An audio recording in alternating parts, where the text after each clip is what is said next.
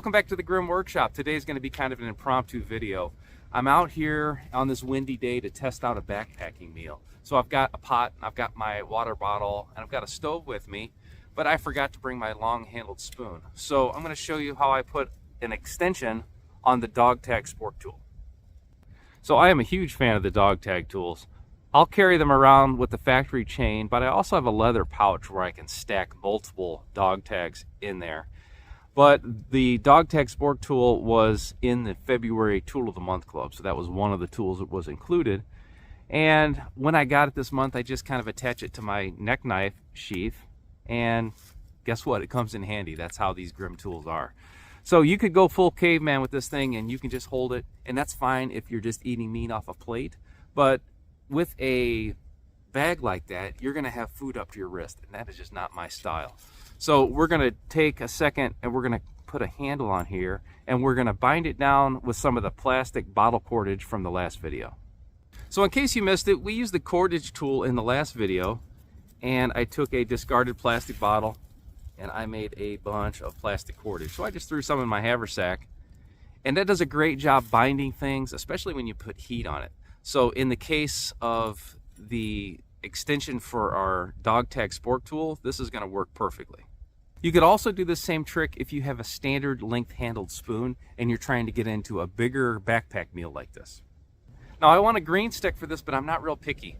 But since I have the choice, I'm going to make plenty of length on this. So I'm going to make it the length of the bag plus the length of my hand.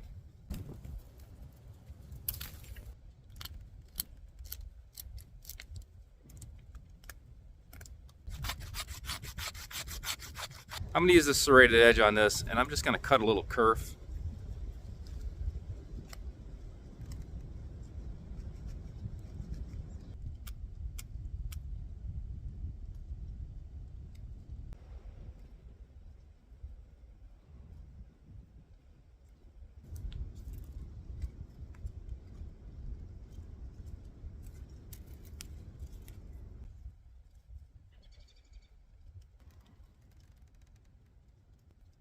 Now, just like that spear, we're going to throw a little bit of heat on here, and it's going to really bind it down.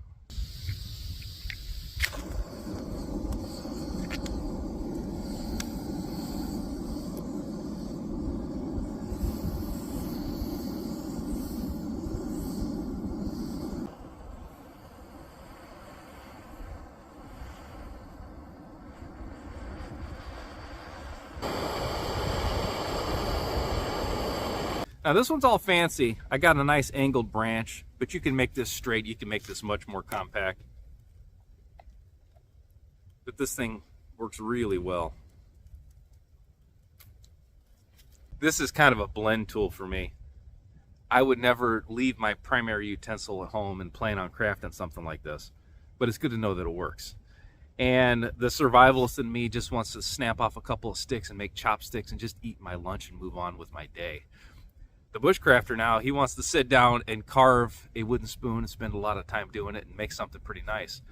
But this is nice to know that this works. I'm around water a lot, so if I was to drop my spoon off the end of a chickie or out of a canoe, it's nice to know I can take a dog tag tool like this, craft a handle on it, and this thing is going to last the entire trip.